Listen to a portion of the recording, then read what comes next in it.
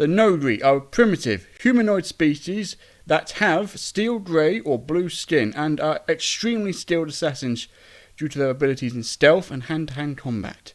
They are mainly predators with toothy snouts, quick-moving eyes, claws, fangs, and an excellent sense of smell.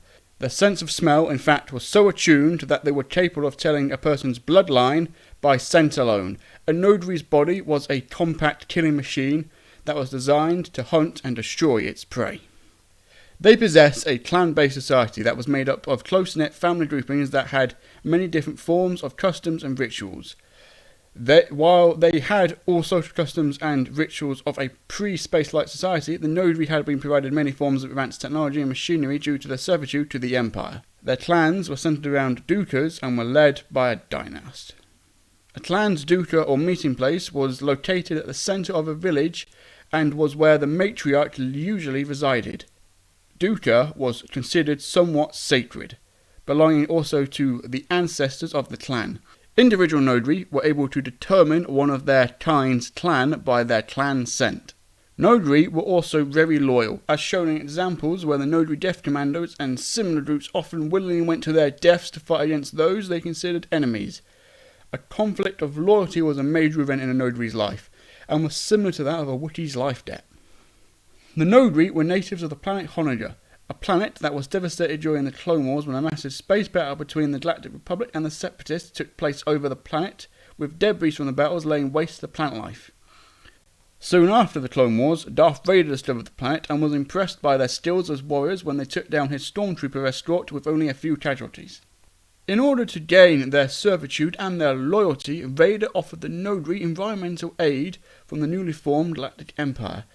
At the time, the Noghri were a largely peaceful culture based on hunting and farming, and thus felt that they had no choice but to agree to Vader's offer. However, at the same time, Vader ordered his own staff to continue poisoning the planetary environment in order to ensure the slavery of the Noghri, whose honor were bound to serve the Sith Lord.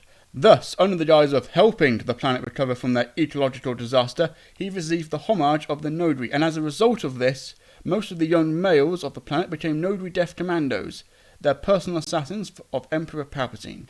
The Emperor felt that possessing an army of near-unstoppable assassins and hunters that were completely devoted to him as well as killed by his simple whim was a powerful asset. His first action was to remove the Noghri homeworld from the galactic charts, as well as erase any record of their existence. Following this event, he embarked on a planned subjugation of the race in order to make sure they were completely at his mercy.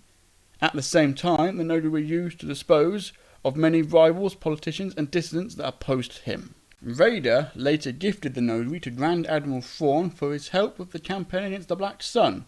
Thrawn used their service by sending teams of them on strike missions that required not only ruthlessness but skill and stealth.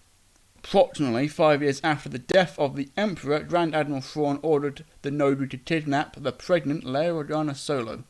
Realizing that neither she nor her children would truly be safe as long as the Noghri served the Empire, she went to Honega in order to convince the Noghri to leave the Empire's service. She was able to use the fact that she was the daughter of Darth Vader to convince the Noghri that the Empire had been lying to them and kept them in virtual slavery for many years. As a result, the Noghri turned against the Empire. Leia then became their new master, and the Noghri joined the New Republic, with some serving as her and her family's bodyguards, and remained that during the next few decades, and they referred to her as Lady Raider.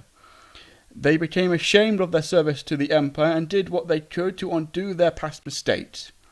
The Noghri also have pre-Clone Wars history, which involved them being mostly slaves, but some were also sent to the planet Typhon, where they became some of the first members of the Jedi. This has been the Hyperspace Broadcast. Thank you for watching.